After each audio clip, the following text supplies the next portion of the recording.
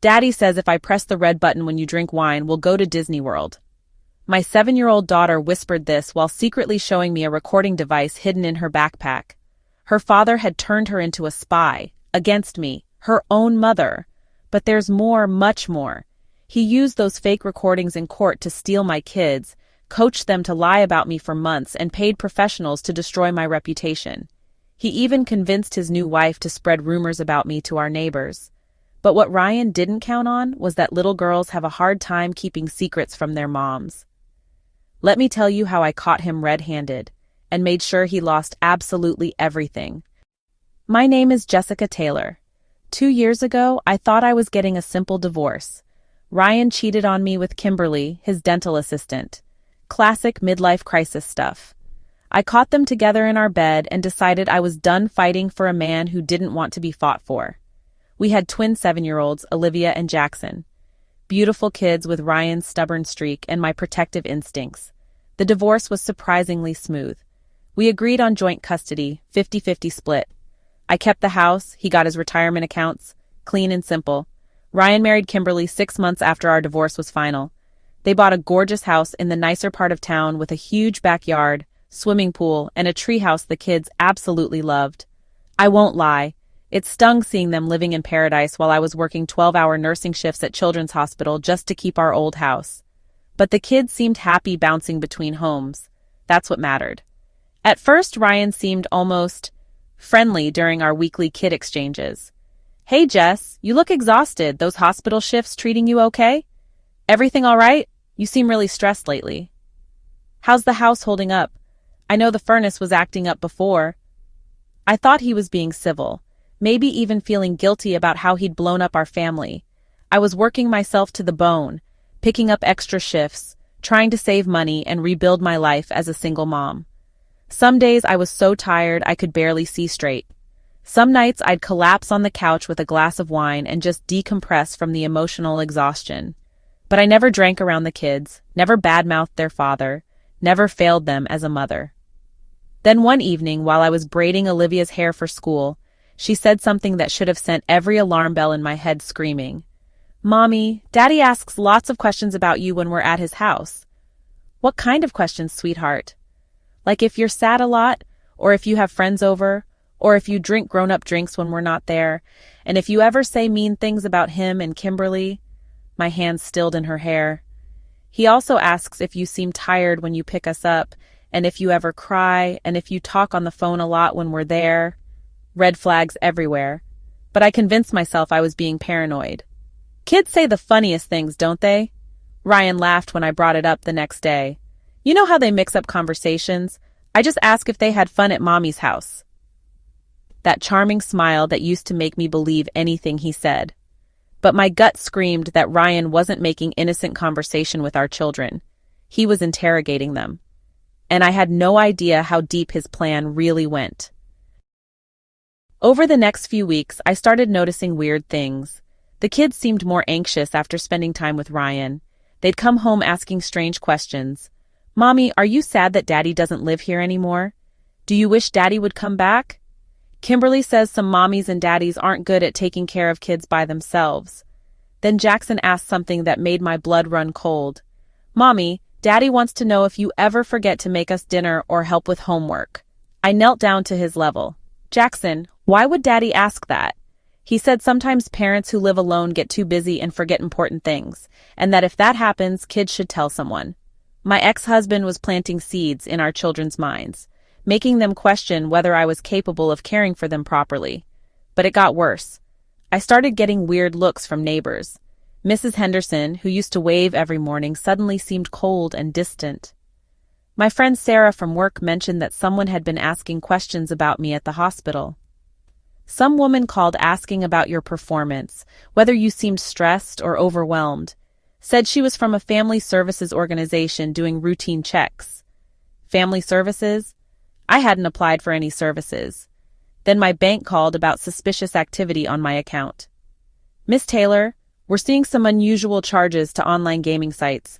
We wanted to verify these were legitimate before processing them. I'd never gambled online in my life. Something was very, very wrong. But I still had no idea Ryan was orchestrating every single piece of it. 3 months after the weird incident started, my phone rang at 6 a.m. on a Tuesday. Patricia Coleman, my divorce lawyer, sounded panicked. Jessica, we have a massive emergency. Ryan just filed for full custody with a request for immediate temporary orders. He's claiming you're an unfit mother. The words hit like a sledgehammer to my chest. That's completely insane. What possible evidence could he have? Jessica, sit down. This is bad. I was already sitting, but I gripped the kitchen counter anyway. He's claiming you have a serious alcohol problem, that you've developed a gambling addiction that's consuming the children's college savings, that you're emotionally manipulating the kids against him and Kimberly. Each accusation felt like a physical blow. Patricia, none of that is true. I barely drink. I've never gambled. I would never turn the kids against their father. I know, Jessica, but he has evidence. Evidence? Photos of you leaving what appear to be bars. Bank records showing payments to online gambling sites. Audio recordings of the children expressing fear about going to their father's house and claiming you say negative things about him. My world tilted sideways. There's more. He has witness statements from neighbors claiming they've observed concerning behavior, co-workers supposedly reporting that you seem unstable and overwhelmed. I couldn't breathe. This wasn't just accusations. This was a coordinated character assassination. The emergency hearing is set for tomorrow morning. Jessica, I have to be completely honest with you. This case looks devastating. If the judge believes even half of this evidence, you could lose custody entirely. That night, I lay awake staring at the ceiling, trying to understand how my life had imploded so completely. The next morning, I put on my best suit and walked into the courthouse thinking I could defend myself with the truth. I had no idea I was walking into a massacre. I walked into court with character references from my supervisor at the hospital, clean bank statements showing steady savings, and perfect attendance records proving my reliability. Ryan walked in with a nuclear weapon disguised as a custody petition. His lawyer, some expensive shark in a $1,000 suit, began presenting what he called deeply concerning evidence of maternal unfitness. Photo after photo of me leaving what looked like bars in dim, suspicious lighting. In reality, they were restaurants where I'd grab dinner after work, but the angles and lighting made everything look seedy and questionable.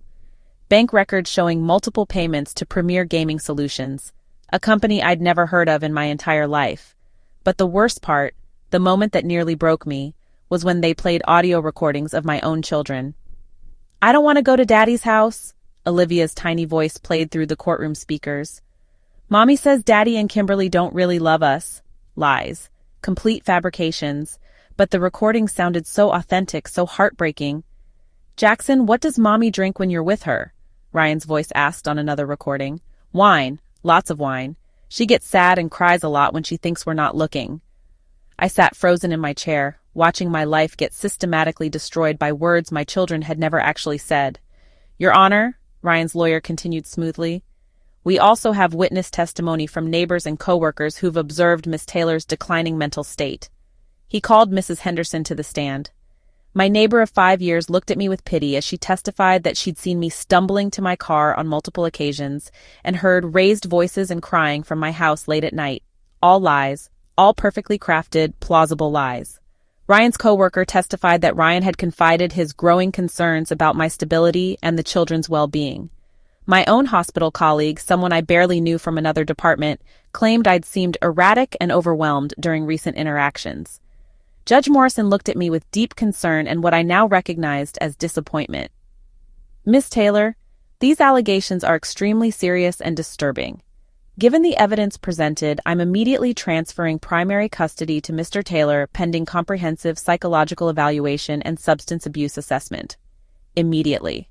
No gradual transition. No consideration for how traumatic this would be for the children.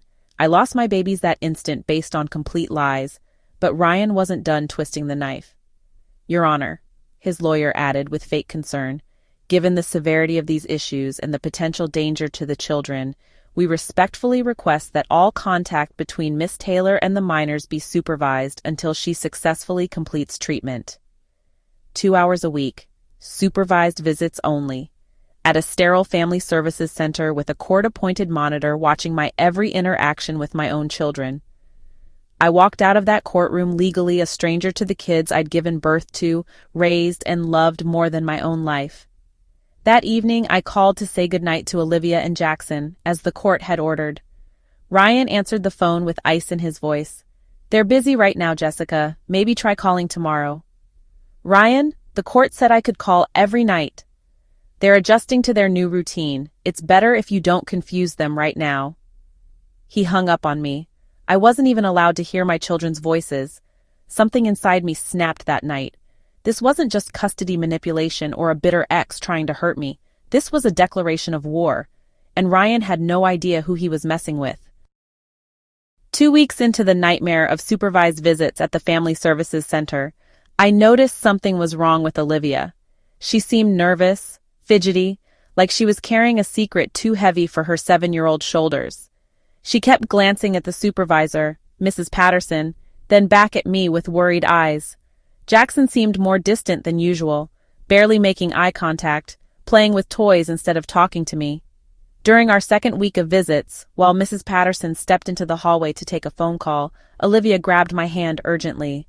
"Mommy, I have to tell you something really important, but Daddy said I'll get in huge trouble if I ever tell anyone." My heart stopped. "Sweetheart, you can tell Mommy anything. I promise you won't get in trouble." She looked around nervously, then pulled something from her backpack, a small device that looked like a toy phone, but with buttons and a tiny screen.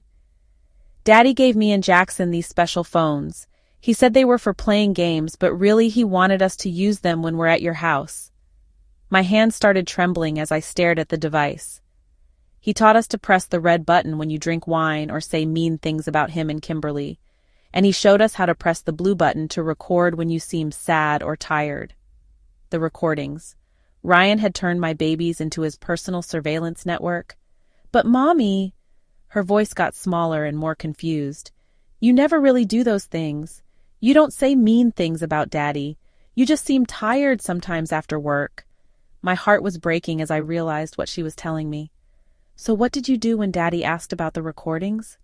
"We made stuff up," she whispered, tears starting to form in her eyes. "Daddy said it was okay to pretend, like playing make-believe. He said we were helping him make sure you were okay."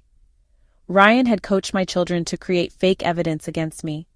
He promised that if we did a really good job with the recordings, we'd get to go to Disney World and get new iPads and bikes.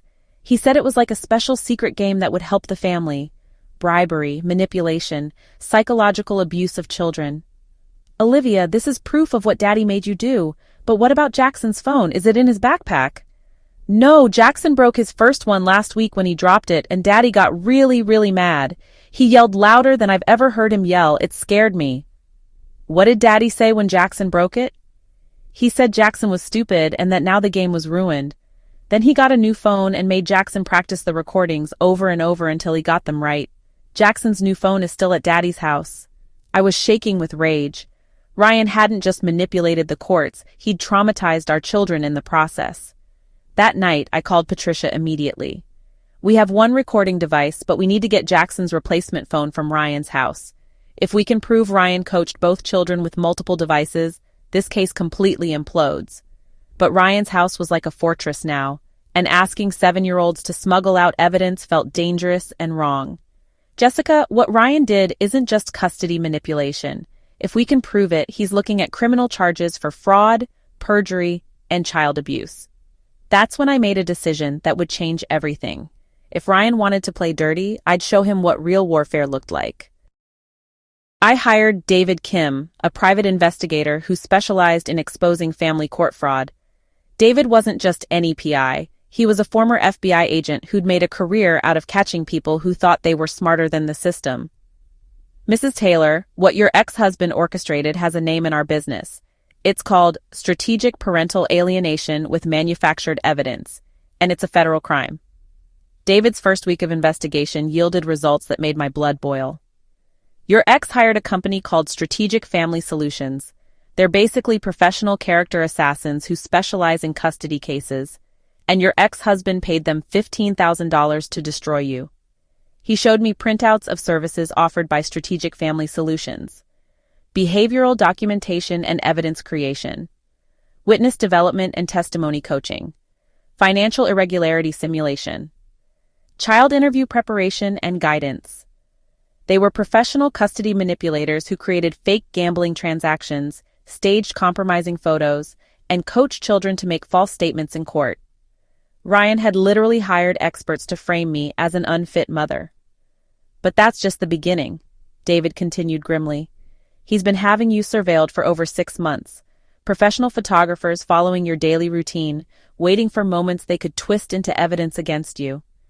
David showed me surveillance photos I never knew existed. Me leaving work looking exhausted after a 14-hour shift, captioned as appearing intoxicated. Me having dinner alone at a restaurant described as frequenting bars and drinking establishments. Me talking on my phone while walking to my car, labeled as engaging in suspicious communications. Every normal moment of my life had been perverted into evidence of my supposed unfitness as a mother. The gambling charges were created using stolen identity information. Strategic Family Solutions has contacts who can generate fake transaction histories that look completely legitimate to banks and courts. But David was just getting started with his investigation. We've accessed your ex-husband's email and text communications with Strategic Family Solutions. He documented his entire scheme in writing. David pulled up email chains that made me physically sick. I want Jessica completely destroyed. One email from Ryan read, "Take those kids away from her permanently. I don't care what it costs or how you do it. She needs to be exposed as the unstable mess she really is." Another message to Strategic Family Solutions. The recordings are working perfectly. Can you coach the kids to be more emotional? The judge needs to see how traumatized they are by her behavior. A text to his brother. By the time I'm done with Jessica, she'll be lucky to see the kids on supervised visits once a month. She has no idea what's coming. But the most damning evidence was Ryan's communication with the fake witnesses. We have proof that Ryan paid Mrs. Henderson $3,000 to testify against you. The hospital colleague who claimed you seemed erratic, Ryan's cousin who took a job in the billing department specifically to establish credibility as a co-worker. Every piece of Ryan's case had been manufactured, bought, or fabricated. But Patricia made a brilliant strategic decision that would ultimately destroy Ryan completely. We don't show our hand yet. Let Ryan think he's untouchable. Meanwhile, we build a case so airtight he'll never see freedom again. The hunter was about to become the hunted. For the next month, I played the role Ryan expected me to play. At supervised visits, I told the kids I was getting help and working really hard to be a better mommy. I attended every court-ordered counseling session, passed every drug test, completed every psychological evaluation they threw at me. I knew every word would get back to Ryan through the children, and I wanted him feeling completely secure in his victory. The strategy worked perfectly. "Jessica's totally broken," he texted his brother. "She knows she's beaten. My lawyer says after the final hearing, she'll be lucky to get supervised visits. The kids are already calling Kimberly Mom too. By the time I'm done, those kids won't even remember who Jessica is." Another message to Strategic Family Solutions.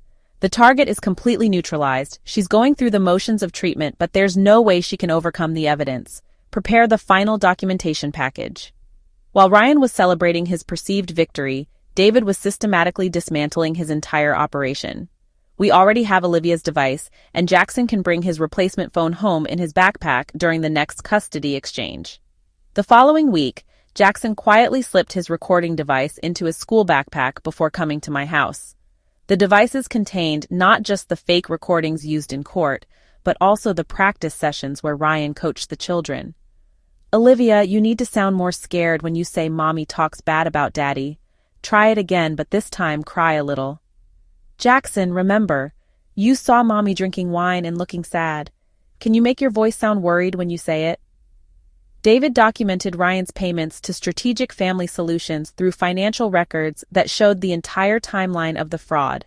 He obtained surveillance footage from parking lots and restaurants, showing Ryan meeting with company representatives, exchanging envelopes and documents like some kind of criminal conspiracy.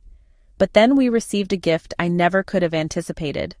Kimberly, Ryan's new wife and supposed partner in this scheme, contacted David through an anonymous email. "I need to meet with someone about Ryan and what he's been doing to Jessica. I can't live with this anymore.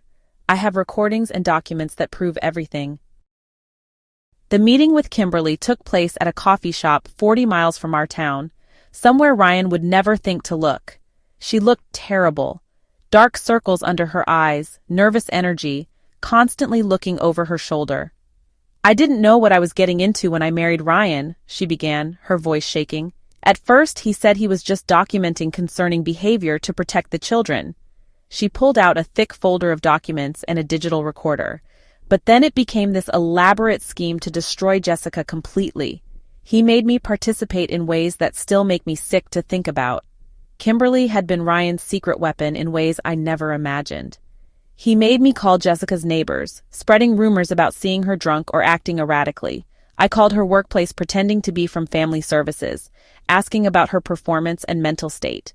She had recordings of Ryan instructing her exactly what to say, how to sound concerned but credible. I created fake social media accounts to post about Jessica's supposed problems. Ryan wrote the posts. I just published them from different IP addresses to make it look like multiple people were concerned. But the worst revelation was still coming. Ryan forced me to befriend some of Jessica's actual friends and co-workers, just to gather information about her daily routine, her struggles as a single mom, anything that could be twisted into evidence. She was sobbing now, mascara running down her face. I watched him systematically destroy a good mother and traumatize his own children. The kids would come home from recording sessions with Jessica looking confused and guilty. Olivia started having nightmares about lying games. Kimberly handed over USB drives containing months of recordings, emails, and documents proving Ryan's entire conspiracy. "He's a monster. I married a man who would manipulate children and destroy families for revenge. I can't be part of this anymore." She had already filed for divorce and was prepared to testify against Ryan in both family and criminal court. Jessica deserves her children back. Those kids deserve their real mother, and Ryan deserves to lose everything for what he's done. The final hearing was scheduled for 2 weeks away. We were ready for total war. Ryan walked into the final hearing looking victorious with his expensive lawyer and briefcase full of fake evidence. His lawyer began with compelling additional evidence of my continued unfitness. "Your Honor, despite court intervention, Miss Taylor continues to engage in destructive behavior that endangers these children." Judge Morrison nodded seriously, still believing Ryan's lies.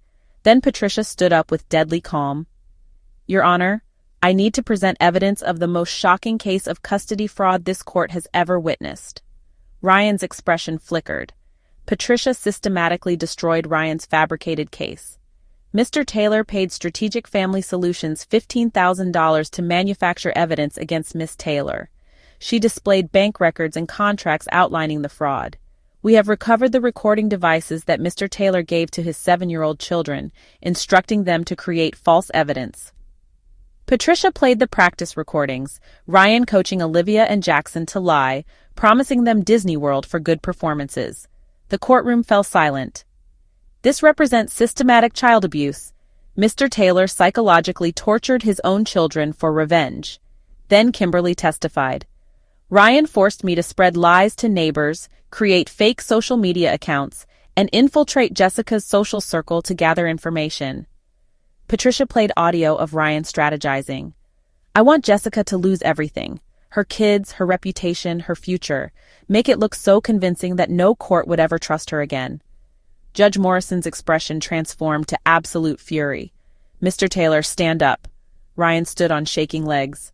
"In 25 years, I have never witnessed such calculated abuse of our legal system. You have committed perjury, fraud, child abuse, and conspiracy. I am immediately returning full custody to Miss Taylor.